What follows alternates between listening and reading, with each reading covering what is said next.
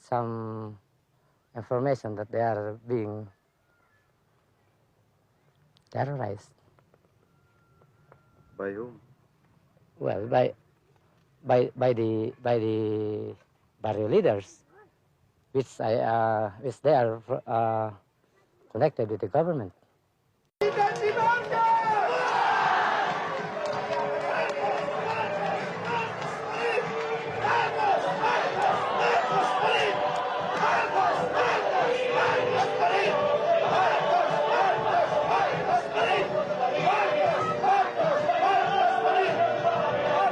You and I, who have no gun, you, the civilians, who are not soldiers, we will be the first to suffer. Many of us will die. It will be a bloody civil war. And so we should not allow this now. While there is still time, while there is still opportunity, we must prevent the occurrence of a civil war in our country. Sa buong daigdig. At kukunti rin din. We cannot trust the opposition, whatever they may say. They said they would allow the communists to come into government.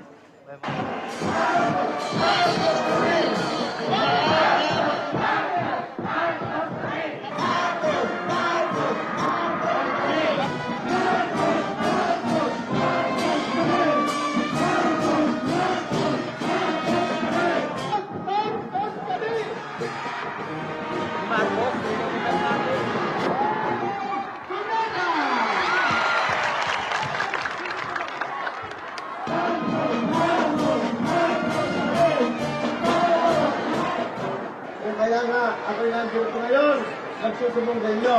Palay po kasi ng galingan. The choice in this election is between a dictatorship founded on deceit, the Marcos program and democracy founded on the freely expressed will of the people, the Cory Aquino program. Mr. Marcos is determined to remain permanent dictator, come hell or high water. I am determined to stop him.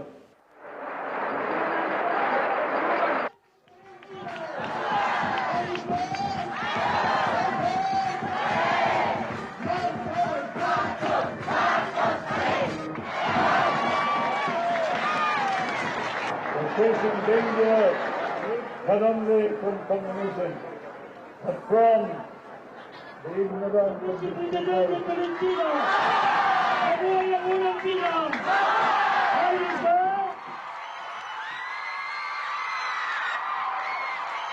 I fully realize that insurgency is not a simple problem. It is a combination of several problems involving the mind, the heart, and the stomach of man.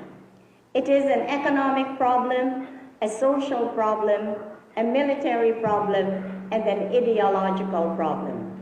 I am not a communist, I have never been a communist, and I will never be a communist.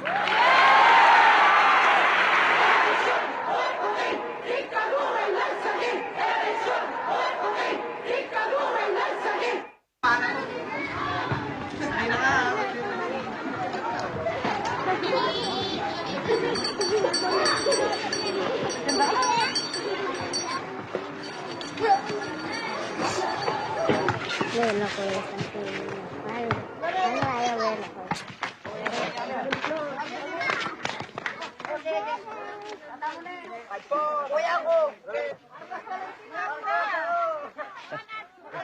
I got some information that they are being